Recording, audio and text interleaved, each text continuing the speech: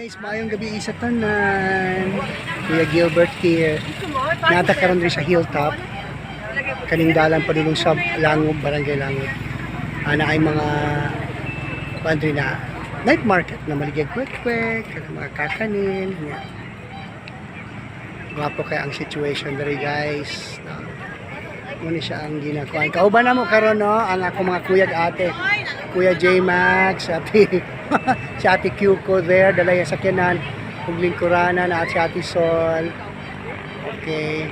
Oh, unfortunately si Kuya Berks wala ka kuyog kaya wala mo bantay silang balay. But then of course, mag-enjoy lang, chill kay wala buhaton sa balay. Kunya wala ko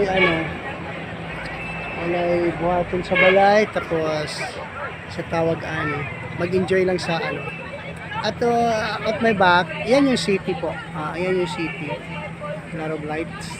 Yan ang city. City, Davao City po yan. That is Davao City.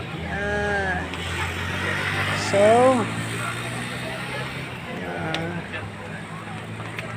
could just imagine. Kung binata pa tayo, nakaakyat na tayo dito, ba't hindi pa ganito ka popular ngayon? Ganito na siya. Lalo, nagpumupunta dito. According to Ate Kyuko, pupunta rin siya dito noon pa nung estudyante pa siya. Paano na? So guys, enjoy lang no, chill sa buhay. Kasi wala na tayong batang binabantayan ngayon. Okay.